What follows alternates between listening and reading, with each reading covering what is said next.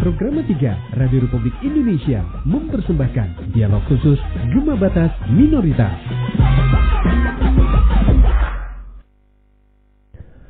Terima kasih pendengar, Anda masih bersama Indonesia Menyapa Pagi Pro 3 RRI terus mengudara untuk Indonesia. Saya Rizwan Sumbi yang menemani Anda di edisi hari ini Sabtu 13 Juli 2024. Kami temani Anda, kita bersama dalam Gema Batas Minoritas.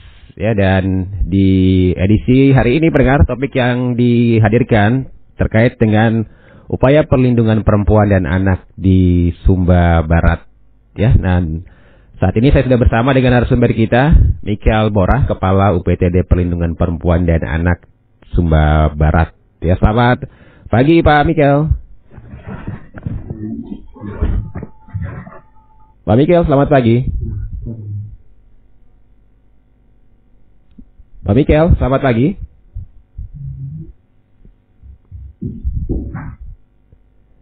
Pak Michael.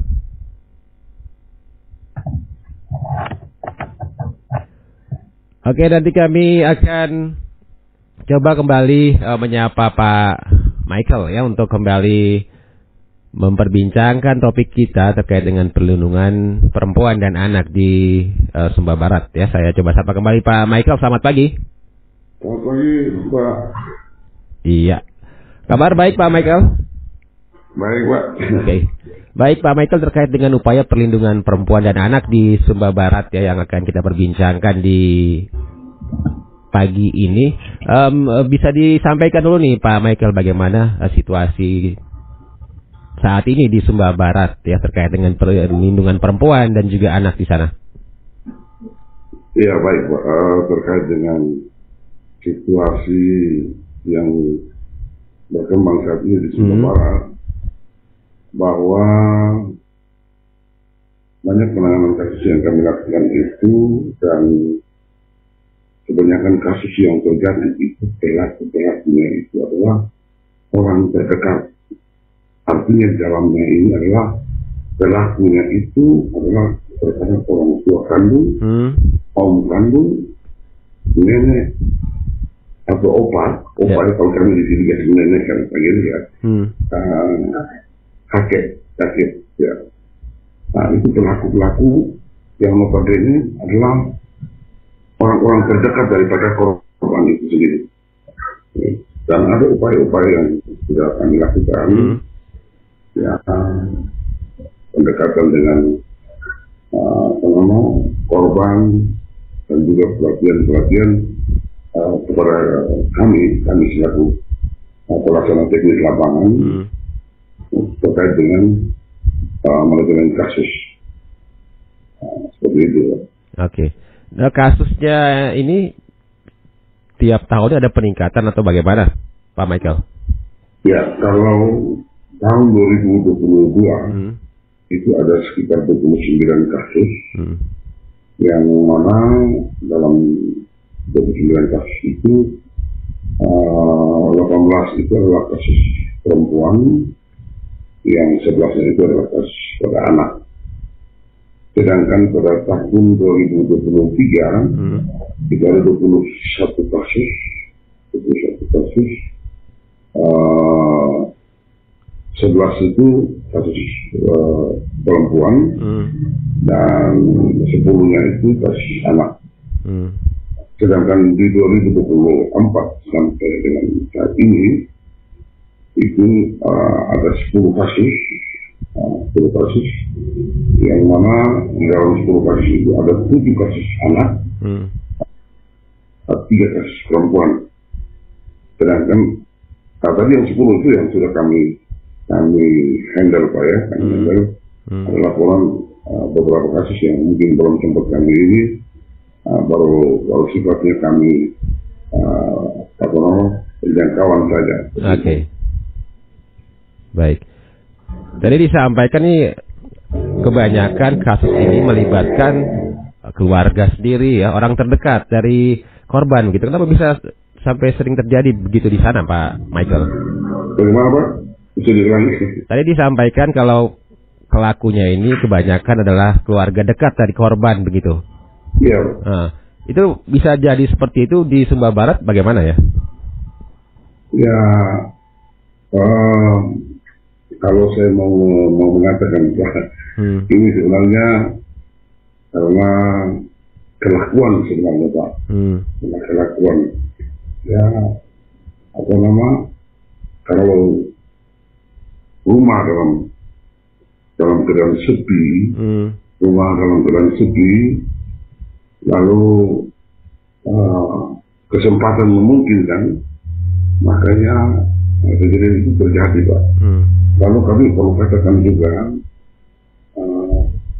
kami punya rumah budaya. Kami kalau di kampung-kampung itu kan rumah budaya kami itu kan istrinya menara Pak. Terkadang ada yang tidak punya pintu Pak. Tidak punya pintu. Jadi artinya batasan bilik-bilik kamar itu antara anak itu perempuan, anak laki-laki itu bebas gitu. Oke. Nah, itu yang membuat kesempatan itu terjadi. Tapi mau katakan jujur bahwa sebenarnya kejadian itu bisa terjadi karena faktor kebijakan orang tua itu sendiri. Ya, bisa juga salah didik atau apa gitu. Baik, sejauh ini upaya yang sudah dilakukan oleh Pak Michael dan teman-teman apa saja untuk meminimalisir hal-hal seperti itu? Ya, baik Pak. Terima kasih. Saya mau katakan jujur bahwa kami telah melakukan kegiatan sosialisasi di hampir seluruh desa, yang memang harus katakan jujur, jumlah yang kami undang itu terbatas karena anggaran kami juga terbatas. Ya, dalam satu desa itu terkadang 25 sampai 30 orang yang kami perwakilan dari dusun-dusun. Harapan kami sebenarnya adalah bahwa mereka yang kami undang untuk mengikuti sosialisasi itu bisa menjadi corong untuk mereka bisa menyampaikan ke tetangga mereka di sekitar mereka. Kemudian kegiatan lain yang kami lakukan itu, ya kami punya puspaga, pusat pembelajaran keluarga. Itu kami telah lakukan sifatnya adalah sosialisasi juga ke lembaga-lembaga pemerintah dalam hal ini.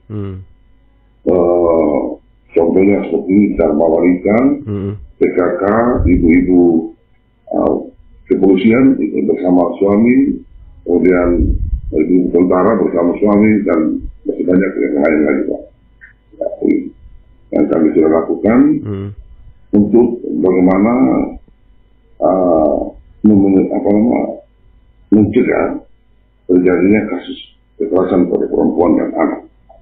Begitu. Dan hal-hal yang dilakukan itu sejauh ini efektif atau tidak Pak Michael? Ya, sejauh ini sangat efektif Pak. Efektif. Hanya saja bahwa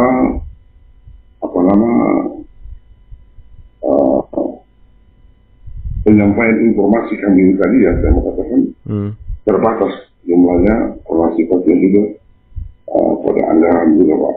Ya, memang harapan masyarakat terutama di desa kalau bisa sosialisasi itu kami harus turun sampai ke tingkat dusun-dusun,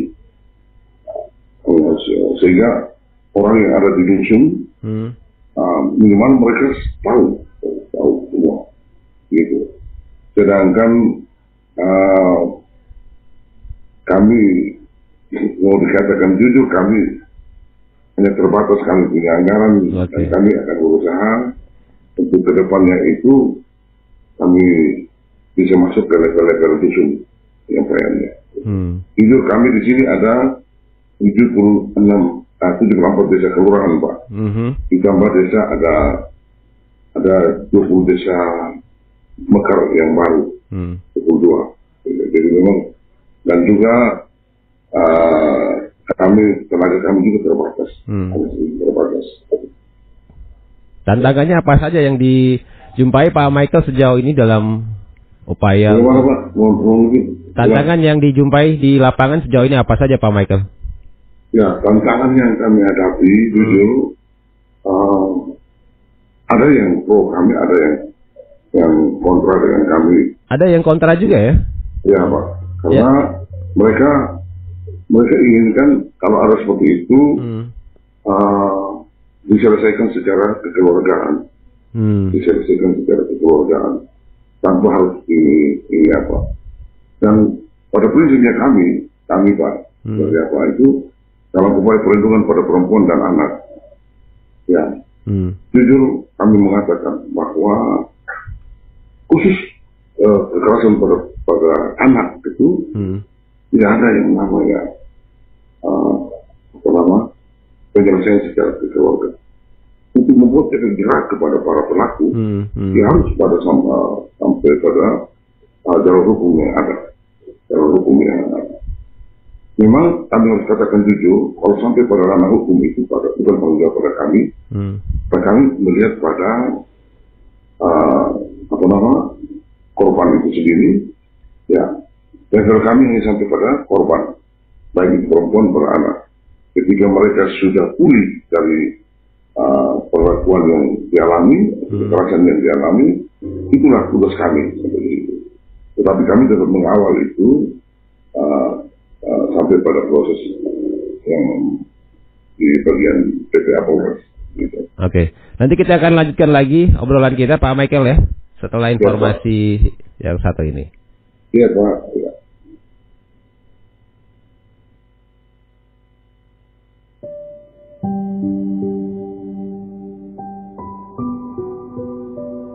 Isu agama itu sebenarnya dipakai untuk yang saya sedih itu adalah agama dipakai sebagai kendaraan politik. Agama dijadikan pembenaran untuk pragmatisme politik yang menurut saya ini yang saya katakan ini yang orang menjual ayat Tuhan ya yang harga murah ini yang saya tak mau. Kalau itu sungguh-sungguh jujur saya rasa marilah. Tapi kalau untuk kekuasaan yang bersifat duniawi memakai agama menyeret-nyeret Tuhan itu jelas tidak baik dan tidak baik etika semacam itu. Ya semua bertandinglah secara fair, secara jujur dan ya biasa sebenarnya sudah bahasa klise ya. Siap menang, siap kalah gitu ya. Marilah tidak apa-apa. Pilpres itu kan dalam demokrasi kan sangat biasa. Ya kalau kita tidak suka dengan pemimpin, ya tunggu 5 tahun gitu ya, diganti gitu ya. Jadi ini tidak ada masalah sebenarnya. Jangan terlalu anggap ini akan hancur, akan gunung akan meledak, gempa. Enggak lah, jangan berpikir yang seperti itu. Itu berlawan dengan akal sehat dan berlawan dengan martabat manusia yang waras. Almarhum Buya Syafi'i Ma'arif, mantan anggota Dewan Pengarah Badan Pembinaan Ideologi Pancasila, berpendapat agama yang digunakan sebagai kendaraan politik bukan langkah yang bijaksana.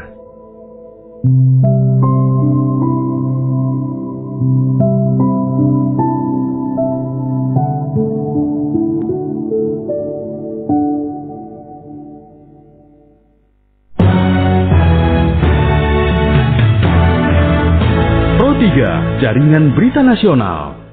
Kita masih bersama pendengar di Gema Batas Minoritas ya, masih bersama dengan saya Rizwan Sembi dan juga narasumber kita Michael Bora, Kepala UPTD Perlindungan Perempuan dan Anak di Sumba Barat. Ya, Pak Michael masih bersama Pro 3 ya? Iya, masih Pak Rizwan. Oke, baik. Pak Michael, tadi disebutkan tantangan yang dihadapi di lapangan sejauh ini. Ada pihak yang kontra juga begitu ya, dengan upaya-upaya sosialisasi yang dilakukan oleh Pak Michael dan teman-teman. Kemudian tantangan lainnya apa nih Pak Michael yang dijumpai? Ya, kalau mau dikatakan jujur Pak,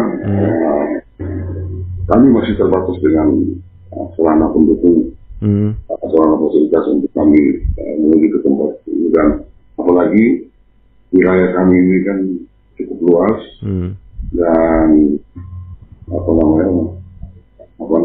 kondisi alamnya juga yang kadang-kadang ya mau dikatakan sulit juga untuk kami jangkau. Ya. Jadi untuk tantangan-tantangan yang jumpai begitu ya sampai dengan hari ini. Tapi kalau mau dikatakan jujur Pak, kami banyak terbantu juga dari lembaga NGO Save the Children dan Stimulan Institute. Mereka telah bekerja dari pemerintah Kabupaten Sumbawa Barat dalam upaya perlindungan pada perempuan dan anak. Kami mau katakan jujur, pelatihan tentang manajemen kasus semua itu kami dapat dari mereka. Bahkan kami dilibatkan menjadi fasilitator untuk melatih di tingkat desa pada stakeholder yang ada di tingkat level desa. Kami masuk ke sekolah-sekolah terkait kasus anak-anak juga yang dibully, itu kami masuk. Ya. Baik, Pak Michael. Kemudian sampai dengan hari ini semua masyarakat di Sumbawa Barat ini sudah tersentuh semua, atau ada yang belum tersentuh dengan informasi-informasi yang disampaikan? Ya memang kalau mau katakan jujur Pak Rizwan, saya pikir mungkin belum sampai ke semua tersentuh. Ya, tadi yang saya katakan, saya juga mengakui bahwa keterbatasan anggaran kami level-level sosialisasi kami tidak bisa menjangkau sampai seluruh masyarakat yang ada. Harapan kami pemerintah desa lewat kepala desa, pemerintah kecamatan bisa meneruskan apa yang hasil yang kami sampaikan itu. Dan kami juga terus terang dalam upaya perlindungan pada perempuan. Kami di satu kecamatan kami coba membentuk yang namanya Sekoper, Pak. Sekolah perempuan. Sekolah perempuan ini itu bertujuan untuk semua apa yang menjadi aspirasi perempuan. Di situ mereka bisa berdiskusi, mereka bisa bersharing pengalaman apa segala macam. Pokoknya ada hal-hal positif yang bisa dilakukan di wadah Sekoper itu. Oke.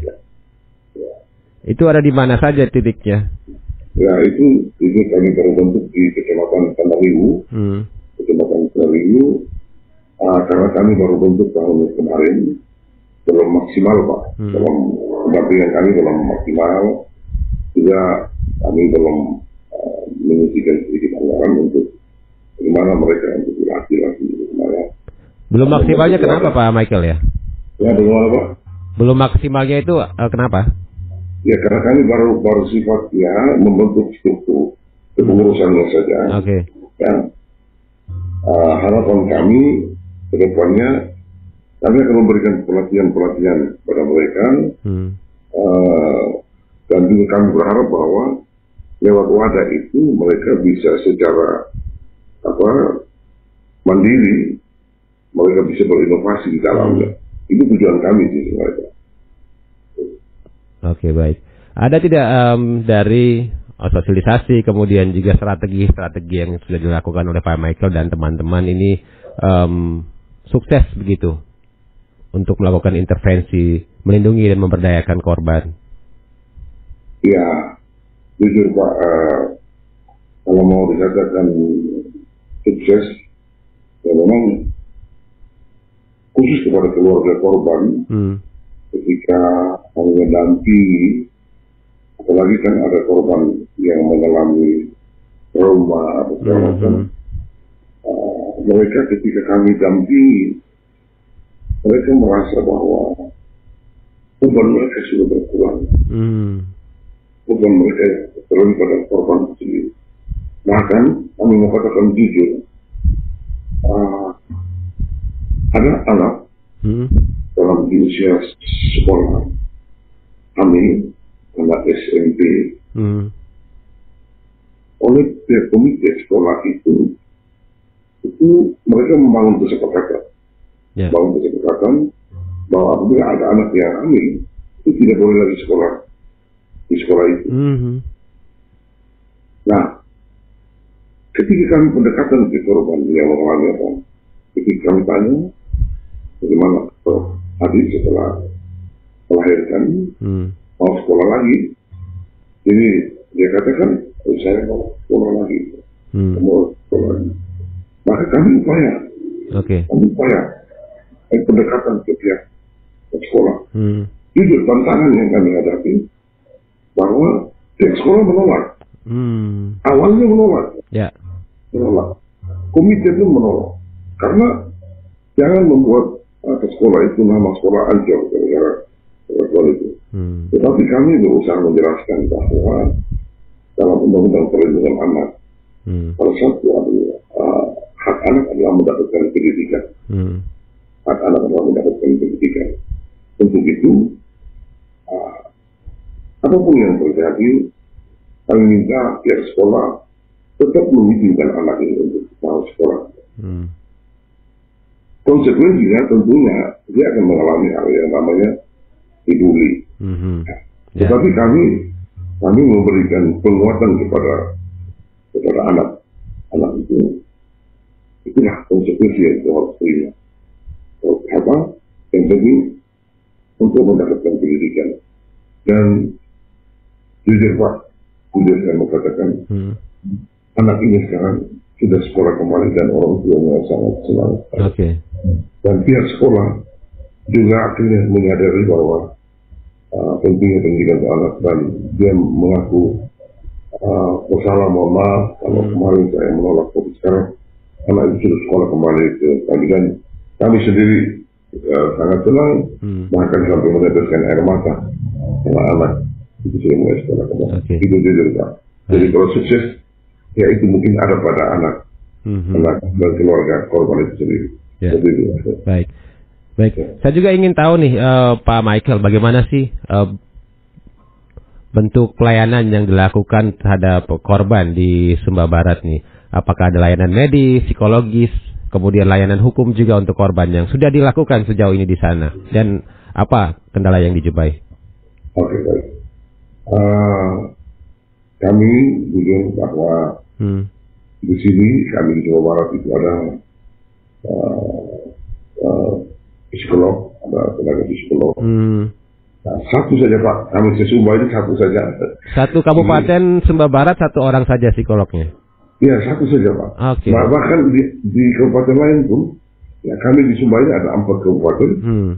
Ya, satu saja itu. Satu dan orang saja psikolognya. Satu orang saja. Dan itu pun juga psikolog pendidikan Pak. Sedangkan klinisnya kami belum ada. Begitu. Tetapi kami tetap memakai dia. Kami tetap memakai. Dan jujur Pak, dia orang sering panggil untuk melakukan konseling. Baik itu masalah keluarga, bahkan masalah kekerasan. Beliau yang dipakai untuk itu.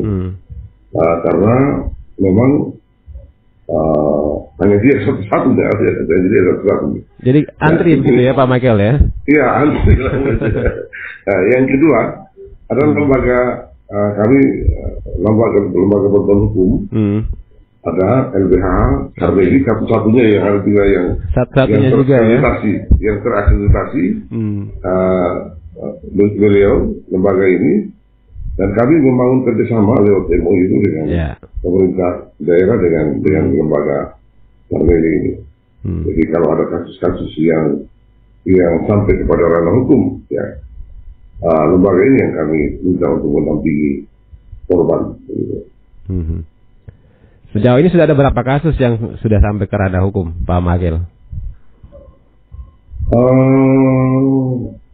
Ya untuk kepastian tentang itu, jujur saya, karena tadi yang saya katakan jujur, kami hanya sampai kepada batas ini, sedangkan masalah hukum dari sekian yang ada itu, ya per tahun itu sebagian yang masuk dalam kalau masalah anak itu otomatis masuk ke dalam masalah hukum, langsung dengan kepolisian langsung untuk diproses gitu Pak. Sedangkan kalau masalah perempuan, nah itu yang nantinya dia tidak sampai lanjut ke hanya 1-2 yang sampai ke ranah hukum.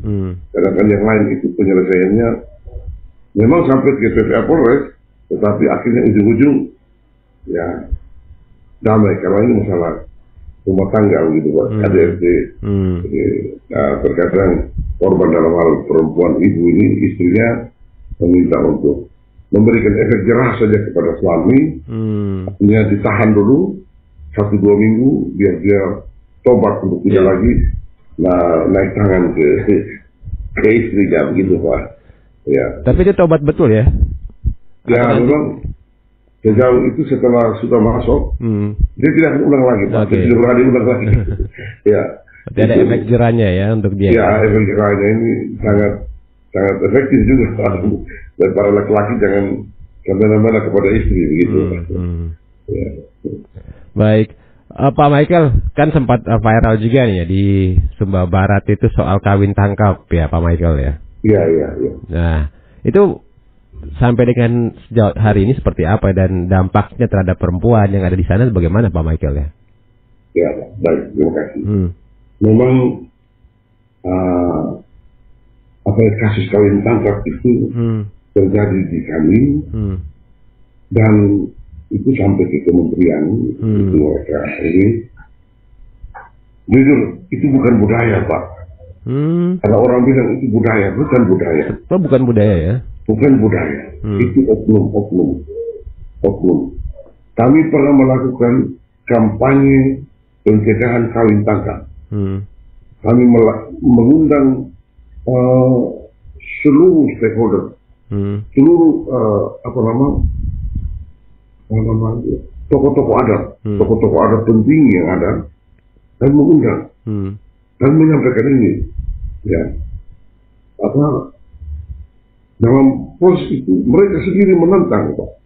Itu bukan budaya itu orang pula oknum tersendiri, oknum tertentu itu. Jadi yang keluar di luar itu mengatakan adalah budaya orang Sumba itu sangat keliru. Sangat keliru itu ya, tidak benar ya? Sangat keliru. Itu bukan budaya orang Sumba. Budaya kami tidak mengizinkan hal-hal seperti itu. Kami sangat menghormati perempuan Pak. Kami sangat menghormati perempuan. Kalau yang seperti itu karena pula oknum tertentu, bahkan mereka bawa lari, ya dampaknya aja dampaknya. Terkadang perempuan kalau tidak tahu apa. Nanti kita lanjutkan lagi perbincangannya Pak Michael ya, ditahan dulu ya. Nanti kita akan lanjutkan obrolan kita setelah informasi berikut. Siap. Kilas Berita.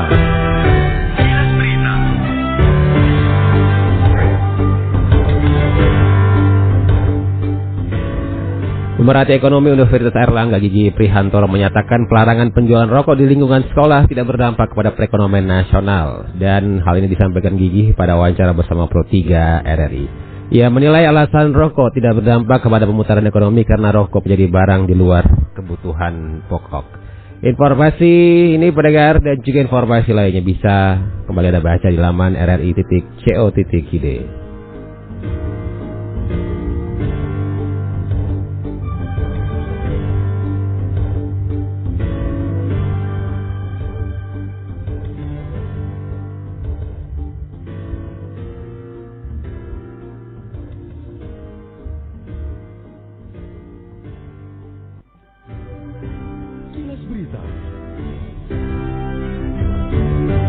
Pro 3, Jaringan Berita Nasional. Perubahan arus politik, baik dari dalam maupun luar negeri, harus menjadi momentum untuk memperkuat nilai-nilai kebangsaan dalam upaya menjawab sejumlah tantangan yang dihadapi anak bangsa saat ini dan masa yang akan datang.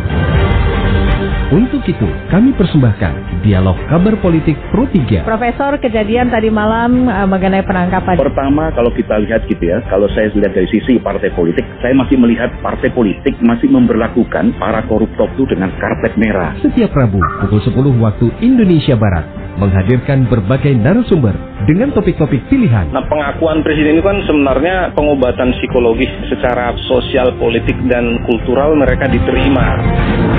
Anda juga bisa berinteraksi bersama narasumber kami. Dialog Kabar Politik Pro 3 setiap Rabu pukul 10 waktu Indonesia Barat. Hanya di Pro 3.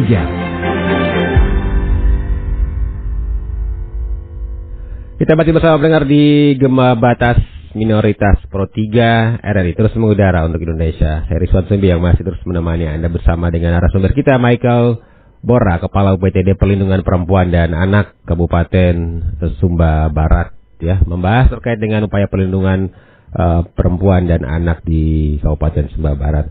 Pak Michael masih bersama Pro 3 ya? Siap, masih Pak. Kita lanjut lagi tadi soal kawin tangkap tadi. Sebenarnya itu bukan budaya di Sumba Barat ya, dan isunya saja yang berseliweran begitu di luar bahwa itu adalah budaya. Sebenarnya tidak benar begitu ya. Iya. Nah, sejauh ini upaya untuk menghilangkan hal itu sudah dilakukan begitu di sana Pak Michael? Ya tadi Pak, kami selain melakukan kampanye, kami juga melakukan sosialisasi sehingga orang tahu bahwa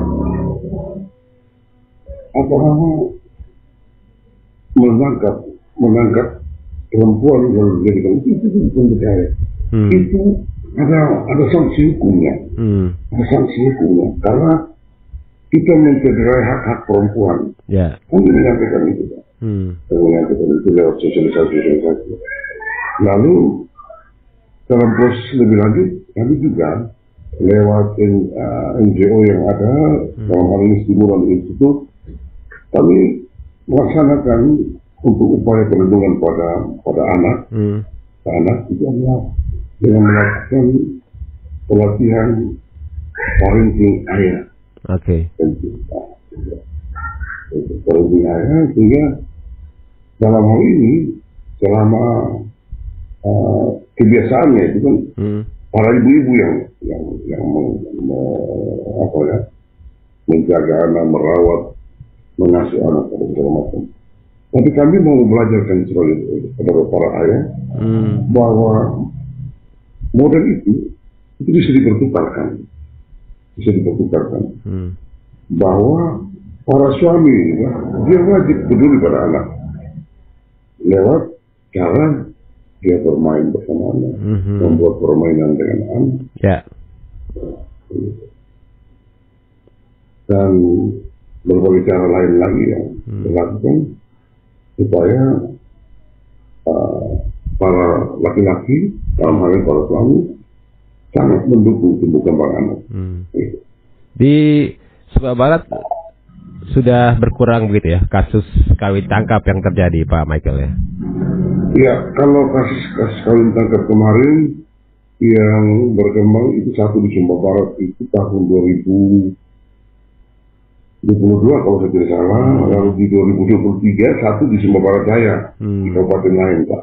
Di kabupaten lain. Di kami Sumba Barat belum ada upaya tadi, maka sekarang juga anak-anak muda takut untuk melakukan. Biasanya kejadian itu Pak, kejadian itu pada kegiatan budaya ketika rame-rame itu yang mereka lakukan.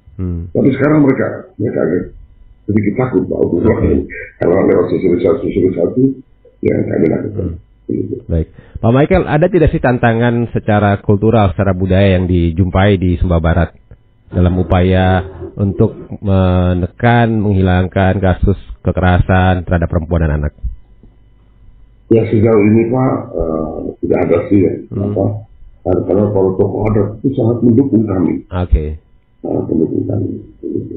Karena mereka juga sangat tidak setuju kalau dianggap itu budaya. Mereka sangat marah kalau dianggap itu budaya. Nenek moyang kami dari dulu itu tidak seperti itu. Sangat menghargai perempuan, mereka bilang. Jadi lewat kesempatan yang ada saat ini, mereka dengan upaya-upaya yang kami lakukan, mereka sangat mendukung kami. Jadi mendapat support juga ya dari tokoh-tokoh adat di sana begitu ya? Iya Pak.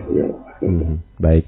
Dan Pak Michael, apa nih harapan dari Pak Michael untuk upaya perlindungan perempuan dan anak di Sumba Barat? Baik Pak. Saya berharap pada keluarga untuk mari kita melakukan kegiatan-kegiatan positif untuk menjaga dalam upaya supaya jangan ada di dalam benak khususnya para laki-laki untuk melakukan kegiatan hal-hal yang negatif dan hal ini kekerasan pada perempuan dan anak. Mari kita beri perlindungan kepada mereka karena mereka adalah anak-anak itu adalah harapan bangsa, harapan orang tua kita. Kami berharap kita yang ada ini sebagai orang tua mendukung mereka dengan cara apapun, semiskin apapun kita orang tua.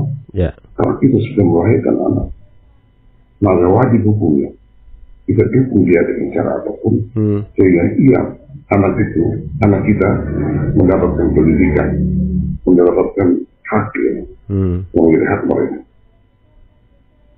Kami berharap bahwa anak-anak yang sudah dilahirkan ke dunia itu sebagai orang tua peduli pada pendidikan mereka. Jadi kita jangan anak-anak itu nanti ke depan jangan dianggap anak-anak yang mudah dipermainkan, anak-anak yang berpendidikan untuk prestasi yang baik. Kami berharap dan yang berikut kami berharap kepada para laki-laki yang minta maaf, katakanlah minta maaf yang kelakuannya sedikit tidak baik. Tolong terkait orang lain punya anak sekali, berikanlah mereka kebebasan untuk menikmati dunia ini dengan cara mereka, dengan cara mereka ketika mereka bermain dengan sesama. Jangan itu dianggap kita. Itulah mereka. Baik. Harapan kami itu seperti. Baik, Pak Michael, terima kasih waktunya untuk Pro 3 RRI pagi ini, Pak Michael. Siap. Terima kasih banyak. Ya. Selamat kembali beraktivitas. Tetap semangat terus memperjuangkan hak-hak perempuan dan anak di Sumba Barat ya. Terima kasih, siap. Baik, selamat siang. Selamat siang. Pendengar, baru saja bersama kami Michael Bora, Kepala UPTD Perlindungan Perempuan dan Anak Sumba Barat yang membahas terkait dengan upaya perlindungan perempuan dan anak di Kabupaten Sumba Barat. Kita jalan penyampaian dinamika olahraga pukul 11 waktu Indonesia Barat.